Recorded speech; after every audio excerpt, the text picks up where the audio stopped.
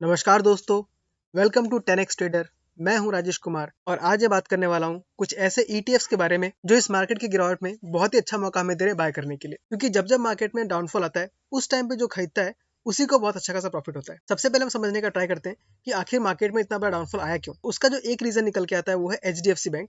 आप देख सकते हैं यहाँ पे HDFC बैंक के अंदर जो कि इतना बड़ा कंपनी है, लगभग आपका 12 लाख करोड़ की कंपनी है, और उस कंपनी में अगर 8% का डाउनफॉल आता है तो इंडेक्स में भी डाउनफॉल आने का बहुत अच्छा खासा प्रोबेबिलिटी हो जाता है।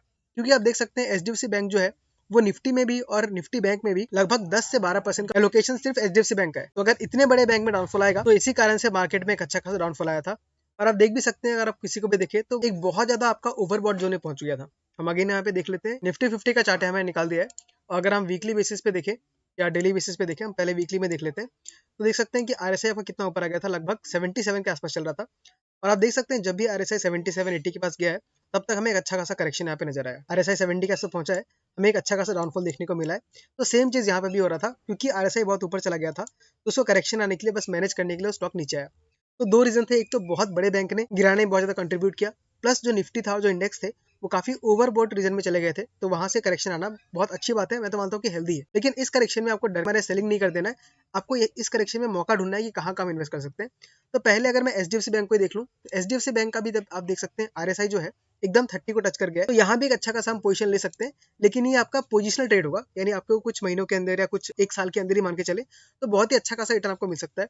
क्योंकि इतना बड़ा बैंक इतना ज्यादा डाउनफॉल दिखाता है तो बहुत समय तक वो नीचे गिरा हुआ नहीं रह सकता। आप देख सकते हैं जब जब बैंक बहुत ज्यादा नीचे आ गया तो उसने हमको अच्छा खासा रिटर्न भी दिया है, 31%, 40% ऐसे करके दिया हुआ है हमको रिटर्न। तो ये तो HDFC बैंक का बात हो गया, लेकिन हम आज बात करने वाले हैं ETF के बारे में। तो जो पहला ETF है जिसके मैं बात करने वाला हूँ वो तो सिंपल आपका है निफ्टी 50 का।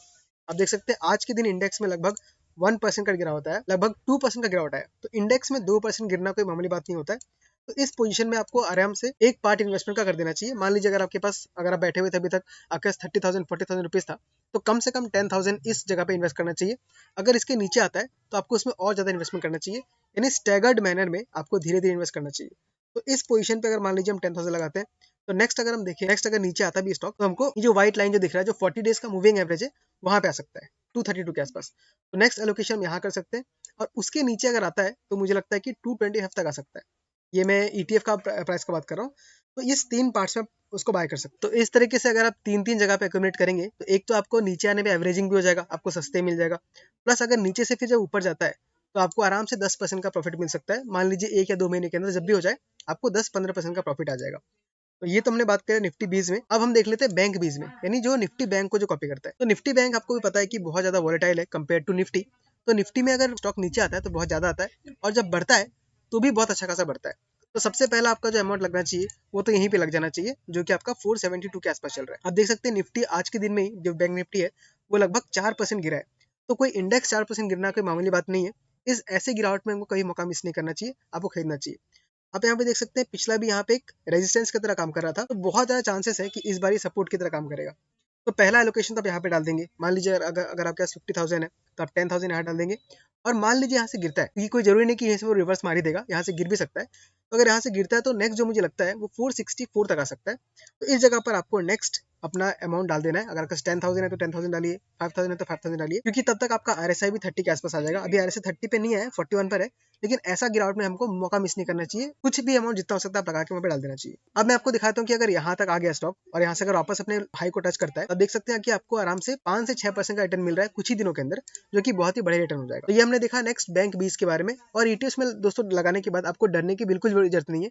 अगर स्टॉक नीचे आता है तो आपको जो लॉस दिख रहा होगा वो आपको पोर्टफोलियो में दिखेगा, आपका पैसा डूब नहीं गया, क्योंकि वापस वो रिकवर कर ही लेगा। नेक्स्ट हम देख लेते हैं, ये मोतीलाल ओसवाल का निफ्टी 500 का ETF है, यानी कि इसमें इंडिया के जो टॉप 500 कंपनी है उन सब का ETF है।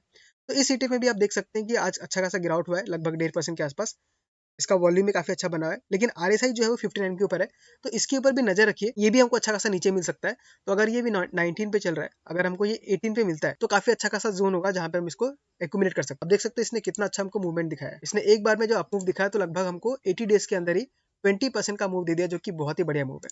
तो इस ETF के ऊपर ध्यान रखिएगा। अभी इन्वेस्ट करना तो मैं इसमें सजेस्ट नहीं करूंगा, लेकिन आपके ऊपर डिपेंड करता है, आप एक लॉट इसमें डाल सकते हैं। तो ये तीन हमने इंडियन इंडेक्स के बारे में बात किया, जहां पे अभी राइट नाउ इन्वेस्ट कर सकते हैं। ऑफकोर्स थोड़ा बहुत नीचे आएगा तो वो जगह होगा एवरेजिंग करने का, ताकि रिटर्न हमें बहुत अच्छा मिले।